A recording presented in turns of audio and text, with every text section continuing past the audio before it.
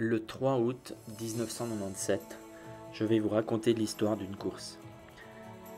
Je me prépare semaine après semaine, pendant des mois, des années, et 3 semaines avant la course, je m'exile au pied du Ventoux, au contact de la nature, pour me retrouver seul. Mes séances sont rythmées par le chant des cigales. Le jour de la course, je suis fin prêt. La partie natation se passe comme prévu. Je ne sors pas trop loin de la tête, mais je sais que durant les 180 km de vélo, j'aurai le temps de faire mon retard. Après 60 km de vélo, c'est chose faite. J'intègre le groupe des leaders.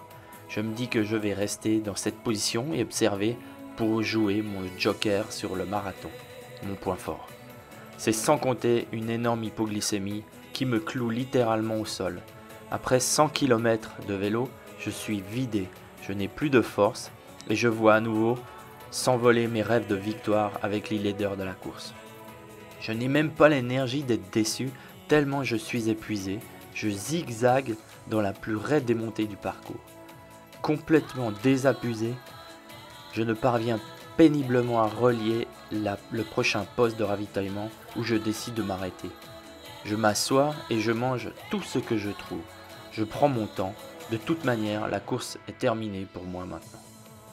Je rallie tranquillement la zone de transition, l'estomac gonflé par tout ce que je viens d'avaler. Par contre, il est hors de question d'abandonner. Je m'élance alors sur le marathon avec près de 10 minutes de retard sur les leaders. C'est alors qu'après une dizaine de kilomètres, je commence à me sentir bien, mais très bien. Je remonte alors petit à petit les concurrents un par un et me dis que je ne dois pas être très loin du 16 km/h. C'est rapide, mais je m'en fous. Je tente le tout pour le tout. À 5 km de l'arrivée, je rattrape et dépasse le grand favori et je m'envole vers la victoire avec un marathon couru en 2h41. Les puristes apprécieront. Un truc de dingue. Complètement désabusé, je suis parti sans montre et j'y suis allé complètement au feeling. Ce chrono fait toujours partie des meilleurs temps réalisés sur le marathon pendant un Ironman. Pour la première fois de ma vie et sans le vouloir, j'ai fait preuve de patience et j'ai complètement lâché prise et ça a marché. Souvenez-vous de vos plus grands succès et utilisez-les pour trouver les solutions à vos problèmes actuels. Nous avons tous déjà tout en nous.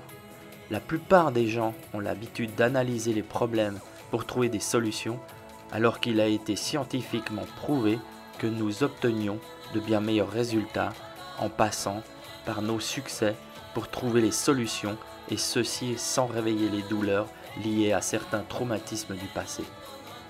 Je vous accompagne pour passer en un éclair d'une situation qui vous semble insurmontable à la situation désirée, quel que soit le domaine. Si vous souhaitez que je vous accompagne vers vos plus grands rêves, envoyez-moi un message personnel pour fixer un rendez-vous pour un premier échange pendant lequel je vais vous partager de nombreux conseils très enrichissants et totalement gratuits. À bientôt!